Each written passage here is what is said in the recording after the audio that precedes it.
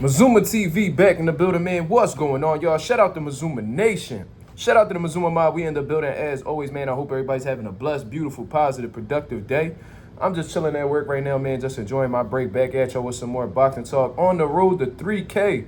I gotta get used to that one. That one got a little bit of a different ring to it. I gotta make some adjustments. You know what I'm saying? We well into the 2K mark. Shout out to the Nation and the Mob for making this possible. All right, y'all. Let's talk about the news that had just broke recently.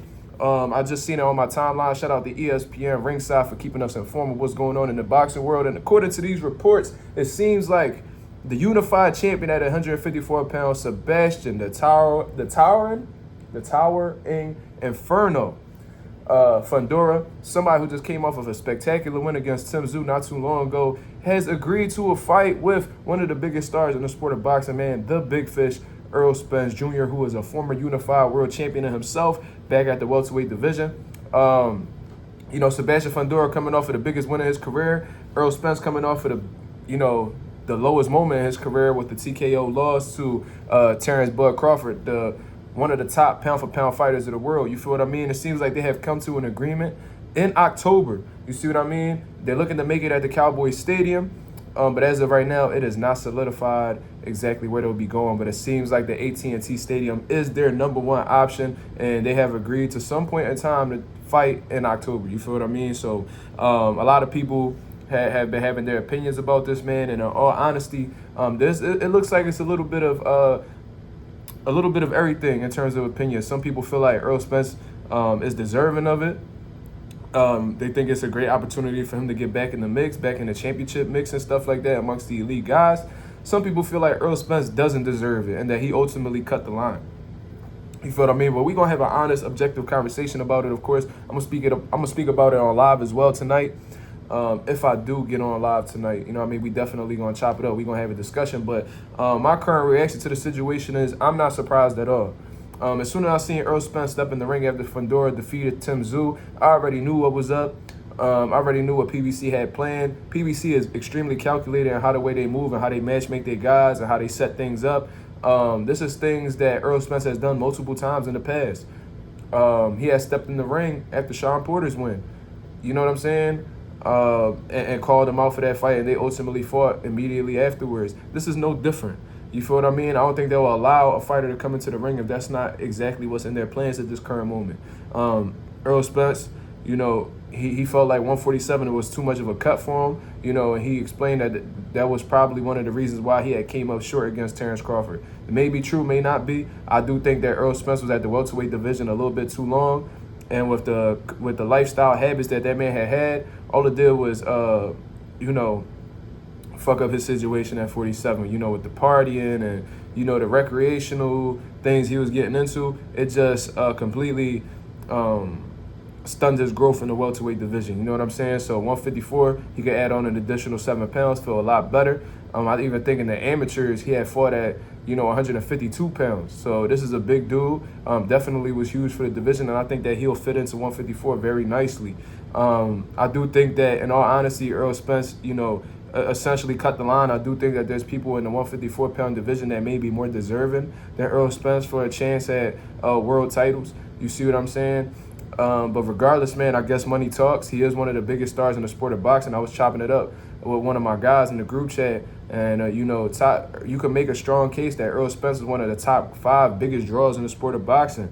You got to bring up Canelo. You got to bring up Gervonta Davis. You got to bring up you could even bring up Ryan Garcia. I guess you could throw him in the mix. NUA, who's doing huge numbers in Japan and stuff like that.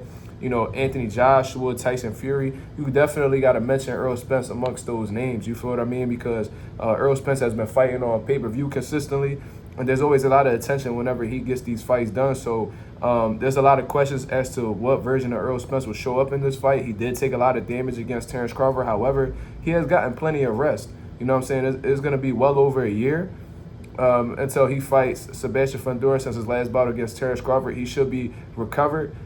He should be healed from that situation. However, are you still going to be anything like you were previously? You have been, Errol Spence has been through some traumatic situations, car accidents, flipping out a Ferrari that was going at a high rate of speed.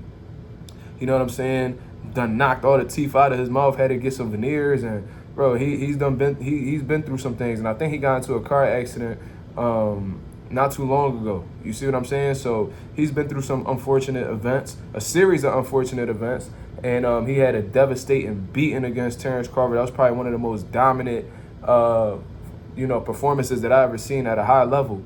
You know what I'm saying? He took a lot of damage to the body, to the head. So what version of Errol Spence is still available? You know, is he still like himself? Because if he is, I would have him be a significant favorite against somebody like Sebastian Fundora. However, if he's a shell of himself and he's not the same after this Terrence Crawford fight, then he may be in trouble against somebody like Sebastian Fundora, who's tall, rangy. In his previous bout, you know, he did a good job of keeping Tim Tszyu on the outside. He has high output. And he might not be a one-punch knockout artist, Sebastian Fundora, but he does have a cumulative power. And if Errol Spence stays on the line too long, he might get beat up as well. So there's a lot of questions on exactly where Errol Spence is at this point in his career, but I guess we're going to have to wait and see. One thing we can't deny is that money talks in the sport of boxing, and if you bring a substantial amount of money to the table, or if you got a certain amount of star power, you could definitely skip the line. You know what I'm saying? Just like how you be at Six Flags, you wait in that long-ass line just to get on a 2-minute ride. Meanwhile, there's people with VIP passes that's just directly walking past you and getting to the ride within seconds. You know what I'm saying? That's what it just looks like currently at the 154-pound landscape. We got guys like, Erickson Lubin waiting, Jesus Ramos, Brian Castano, Jamel Charlo's looking to get back in the mix, but it just seems like Errol Spence is going straight into the opportunity after a knockout loss. You know what I'm saying? So at the end of the day, you could have a loss. Sebastian Fundora had a KO loss against Brian Mendoza and then jumped straight into a world title fight for 2 belts with no tune-up in between, no bounce-back fight. So who's to say that Errol Spence doesn't deserve that? You know what I'm saying? He reigned in the welterweight division for a long time, beat a lot of credible guys, Danny Garcia, Mikey Garcia, Sean Porter. You know what I'm saying? He beat a lot of dudes along the way. So I guess he is deserving of the opportunity. We want to see exactly what's left for Errol Spence, and with Errol Spence being a 154-pound division, I do think that he adds a lot more interest into the division that's already hot. 154 been smoking for a long time. It seems like dudes at the super welterweight division can't keep their world titles for too long, and that just lets you know, or their undefeated records long, and that lets you know how competitive the division is. So I'm looking forward to see how Errol Spence matches up in this landscape. You know what I'm saying? If he were to come out victorious against Sebastian Fundora, who's to say that Errol Spence won't go after that Terrence Crawford rematch? You know what I'm saying? Assuming that Terrence Crawford comes out successful against MarkMazuma. You know what I'm saying? So maybe I'm just projecting too much into the future. As of right now, it seems like he's agreed to all terms with Sebastian Fundora. It's not written down yet, but most likely if they agree to it, that's what PBC wants, and we could pretty much consider that done. You know what I'm saying? So y'all let me know what y'all think about this. It seems like Errol Spence has skipped the line in the 154-pound division. Coming off of a KO loss, he's automatically in the mix for 2 belts in the super welterweight division without even having to fight there. Y'all let me know what y'all guys think about this. This is Mazuma TV. Thank you very much for tuning in. I'm out of here, man. Peace.